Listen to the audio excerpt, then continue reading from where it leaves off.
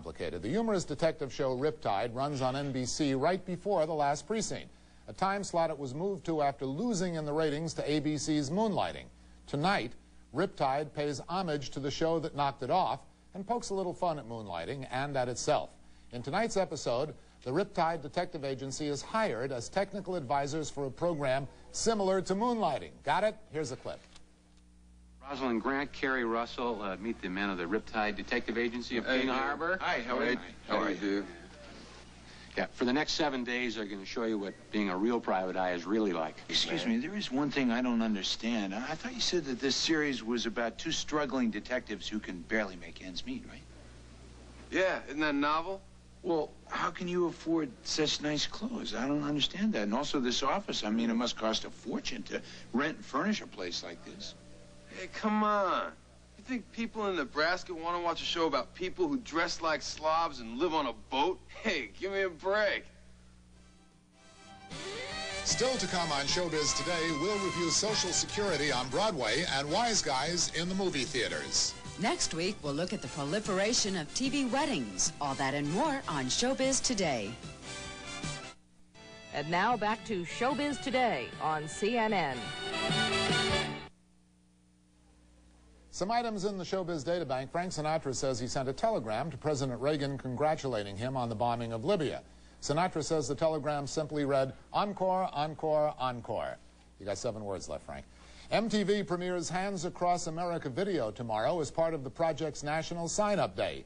Those who want to be part of the coast-to-coast human chain on Sunday, May the 25th, can sign up by calling toll-free 1-800-USA-9000. Senator Paul Simon is introducing legislation intended to encourage the TV industry to reduce violence in its programs. The Illinois Democrat proposes a government study on TV violence and an exemption to the antitrust laws that would let broadcasters discuss TV violence together legally. 3 theater critics who recommend plays for the Pulitzer Prize have sent a letter to the Pulitzer Board saying the only script they all agreed was Pulitzer quality was Woody Allen's screenplay for Hannah and Her Sisters. The critics want the Pulitzer Board to start considering movies for the Drama Award, which now only go to a play. No Pulitzer Prize for Drama was awarded this year. Liz? The song Crush on You is at number 4 on Billboard magazine's latest Black chart. And it's rising rapidly on the pop chart, now standing at number 44. Cheryl Washington introduces us to the band who recorded the tune.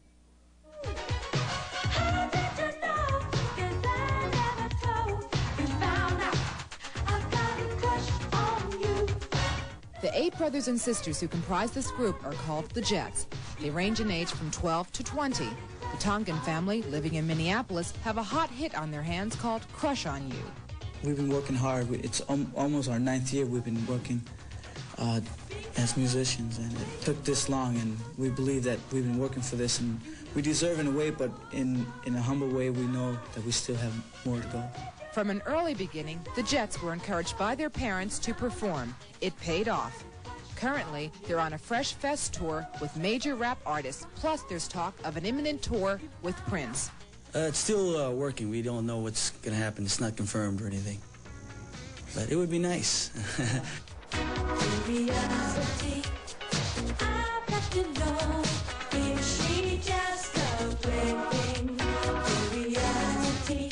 What's also nice is their wholesome, genuine love for one another, which reflects in their music.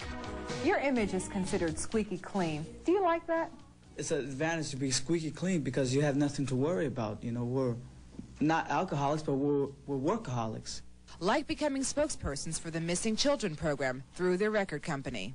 We're one of the first groups to start this campaign of putting those safety tips on those albums to help other families keep it together. And keeping it together is just what the Jets are doing. Cheryl Washington, CNN, New York.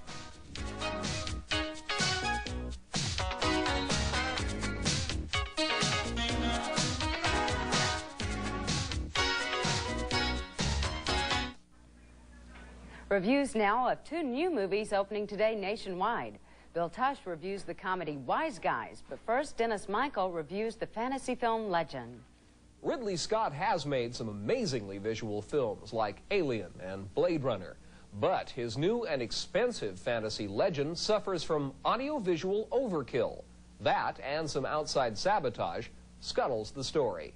Not that the story is all that difficult to scuttle. It's a fluffy fairy tale about the Prince of Darkness attempting to bring on eternal night by killing holy unicorns. About as difficult a story as the Care Bears movie. To produce atmosphere, Scott brings out all his tricks. Every shot has something in the air, either feathers or snowflakes or smoke. The studio imposed heavy cuts in the film. The result is murky, choppy, and mostly incomprehensible. The dialogue that remains is often impossible to understand due to loud sound effects and an even louder soundtrack, again imposed by the studio, from the synthesizer group Tangerine Dream. The usually magnetic Tom Cruise is completely forgettable here. The only good performance is by Tim Curry as the Lord of Darkness, buried under pounds of makeup. Was it not your sin trapped the unicorn? Even now, the evil seed of what you have done germinates within you. At least I believe that's Tim Curry. Legend arrives at the theaters this weekend and will soon depart to a well-deserved Never Never Land. Dennis Michael, CNN, Hollywood. I'm Bill Tush in New York. In Wise Guys, Danny DeVito and Joe Piscopo play best buddies who work for the mob. The twosome are lower echelon mob, real lower echelon. I always have plenty for you to do. Here.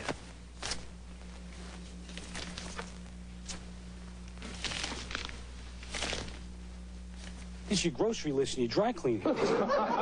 Harry, played by DeVito, and Mo, played by Piscopo, make a big mistake when they use the boss's money to bet on a horse. Guess what?